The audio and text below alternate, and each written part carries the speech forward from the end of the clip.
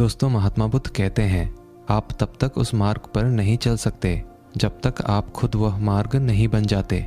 लोग सवाल पूछते हैं, मेरा मन नहीं लग रहा, मैं क्या करूं?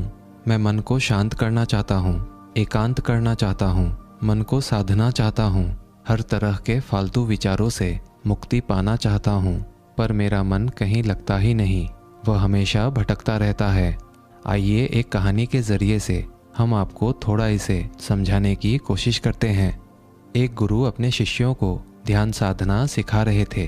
तभी एक शिष्य ने बोला, हे गुरुदेव, मैं कुछ समझ नहीं पा रहा, क्या मैं आपसे कुछ पूछ सकता हूँ? गुरु ने कहा, बिल्कुल पूछ सकते हो।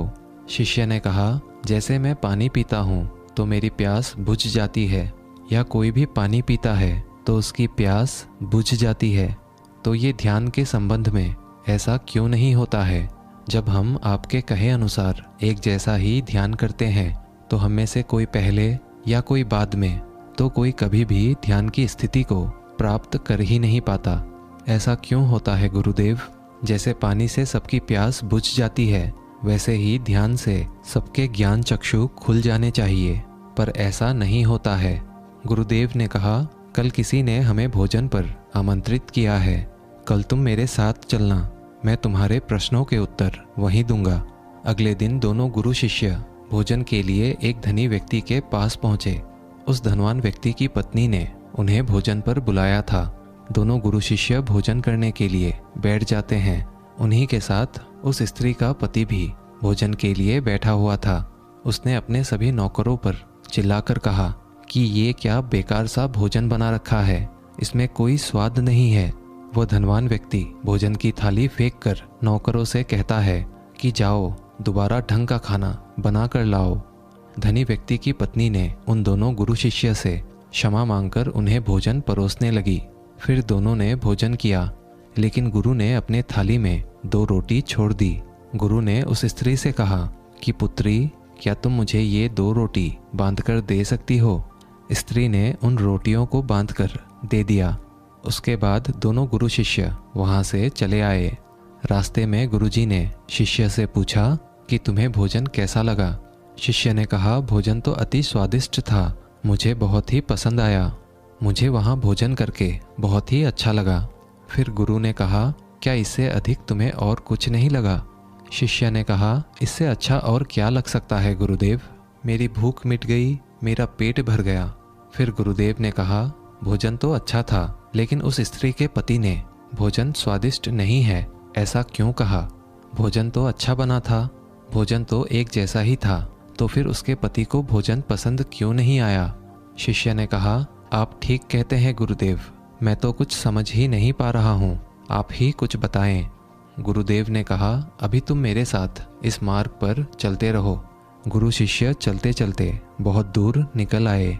शिष्य ने गुरुदेव से कहा, गुरुदेव, हम हमारे आश्रम के मार्ग पर तो नहीं हैं, फिर हम इस मार्ग से कहाँ जा रहे हैं?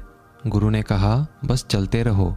बहुत दूर चलने के बाद एक फटेहाल व्यक्ति गुरुजी के सामने आ गया और उनके चरणों में गिर पड़ा और बोला, हे परमात्मा, मेरी मदद करो, मैं 3 दिन से भूखा हूँ, मैंने कुछ भी नहीं खाया है, आप कृपा करके मुझे कुछ खाने को दें।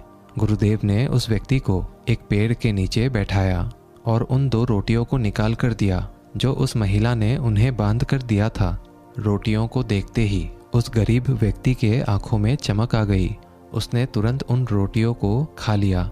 खाते समय उस व्यक्ति के आंखों से आंसू निकल रहे थे। वह रो रहा था और रोटियों को खाता जा रहा था और अपने हाथ से इशारे कर रहा था, जैसे वो किसी अदृश्य शक्ति को कह रहा हो कि तेरा धन्यवाद इस रोटी के लिए। खाने के बाद उसने गुरुजी को प्रणाम किया और धन्यवाद कहा। गुरुजी ने उस व्यक्ति से पूछा कि भोजन का स्वाद कैसा था? उसने कहा, स्वाद तो कहीं था ही नहीं, उन रोटियों में केवल जीवन था परमात्मा। ये रोटियां नहीं थी गुरुदेव, ये साक्षात जीवन था। ये बातें कहकर वो व्यक्ति वहाँ से चला गया। गुरु ने शिष्य से कहा, देखो, भोजन वही था, एक व्यक्ति को उसमें स्वाद नहीं आता, तुम्हें उसमें स्वाद आया, तुम्हें भोजन पसंद आता है, लेकिन वहीं एक व्यक्ति को इस भोजन में स्वाद नहीं आता, बल्कि वो इसमें ईश्वर, परमेश्वर और जीवन को देख लेता है। इसी से पता चलता है कि व्यक्ति और भोजन के तृप्ति में भी अंतर है। पहले व्यक्ति की इसमें कोई तृप्ति नहीं होती, तुम्हें थोड़ी तृप्ति होती है, और इस फटेहाल व्यक्ति को अनंत तृप्ति होती है। ऐसा ही ध्यान के संबंध में भी होता है। जिसको जितनी ज़्यादा प्यास होती है वह उतनी ही जल्दी मार्ग बना लेता है। उस शिष्य की जिज्ञासा का समाधान हो चुका था, उसके प्रश्नों का उत्तर उसे मिल गया था, लेकिन प्रश्न का उत्तर अभी हमें नहीं मिला है। प्रश्न ये था कि हमारा मन क्यों नहीं लगता। दोस्तों, जो लग जाए वो मन नहीं है, मन का स्वभाव ही है भागना। जब हमारे पास कोई चीज़ अत्यधिक होती है तब हमारा मन उससे भागने लगता है। जैसे उस धनी व्यक्ति का मन जो उस भोजन से भाग रहा था, जो उसके लिए आम बात थी। लेकिन जब कोई चीज़ हमारे पास सीमित मात्रा में होती है और हमें मिल भी जाती है, तब हमारा मन उससे जुड़ा भी रहता है। तब हम उस चीज़ की अहमियत अपने जीवन में थोड़ी बहुत रखते हैं। जैसे उस शिष्य का मन उस भोजन से थोड़ा बहुत जुड़ा हुआ था, तो उसने उस भोजन के स्वाद को भी जाना। लेकिन जब हमें कोई चीज़ चाहिए होती है और वो हमारे पास नहीं होती है, तो पहले हमारा मन उस चीज़ के लिए बहुत ही लालायित रहता है। वो हर हाल में उसे पा लेना चाहता है। लेकिन जब कोई चीज़ प्राणों से जुड़ी हुई हो, जैसे कि वो 2 रोटी, और जब बात प्राणों पर आ जाए तब मन गायब हो जाता है। तब आप स्वाद नहीं देखते, भोजन का प्रकार नहीं देखते, तब आपको सिर्फ भोजन चाहिए होता है। तब आप एकाग्र हो जाते हैं भोजन के लिए। जो मिले उसी में आपको आनंद आ जाता है। स्वाद हो या ना हो, आपके प्राण अंदर तक उसे स्वीकार कर लेते हैं। और ये तब होता है जब मन नहीं होता है। जीवन में हम हमारे मन को लगाने की बहुत कोशिश करते हैं। कुछ पढ़ाई में लगाने की कोशिश करते हैं, तो कुछ अपने काम में लगाने की कोशिश करते हैं। लेकिन आपने देखा होगा कि मन कहीं नहीं लगता, और ये लग भी नहीं सकता, क्योंकि इसका काम किसी चीज़ में लगना है ही नहीं, बल्कि इसका काम बस इधर से उधर आपको भगाना है। एक चीज़ आपको जीवन में मिलती है, फिर आपका मन आपको दूसरी चीज़ पर ले जाती है। दूसरी चीज़ जब आपको मिल जाती है तो आपको तीसरे चीज़ पर ले जाता है। मन कभी भी संतुष्टि को नहीं जानता, वह केवल पाना जानता है। पाने के बाद भूल जाना जानता है। जो मिल गया उसे छोड़ देने की आदत होती है, जो छूट गया उसे फिर से पा लेने की मन की आदत होती है। अपने ज़िंदगी के पिछले हिस्सों को देखें और जानें कि क्या आपका मन कहीं लगा है, कहीं रुका है, या वो केवल आपको अभी तक बस भगा ही रहा है। अब सवाल ये आता है, अगर मन का काम भागना या भगाना ही है, तो क्या ज़िंदगी भर हम भागते ही रहेंगे? क्या हम कहीं रुकेंगे नहीं? ध्यान से देखो तो ज़िंदगी ऐसी ही है। जन्म से लेकर मृत्यु तक इंसान भागते ही रहता है, कभी किसी चीज़ के पीछे, कभी किसी इंसान के पीछे। लेकिन फिर कुछ इंसान भागना बंद कर देते हैं, तब चीज़ें उनके पीछे भागती हैं। वह किसी चीज़ के पीछे नहीं भागते हैं। इसका सबसे बड़ा उदाहरण स्वयं गौतम बुद्ध हैं। हम आम लोग कैसे अपने जीवन में ठहराव ला सकते हैं, कैसे हम अपने जीवन में एकाग्रता ला सकते हैं, कैसे हम अपने जीवन में अपने मन को हमें नियंत्रित करने से रोक सकते हैं। और इसका एक ही रास्ता है, वो है ध्यान। ध्यान आपके जीवन को व्यवस्थित बनाता है। मन भागता है, ध्यान ठहराव बुलाता है। मन लालच देता है, ध्यान लालच को देखने की शक्ति देता है। मन कहता है दूसरी चीज़ को पकड़ लो, ध्यान कहता है जो मिला है उसी में खुश रहो।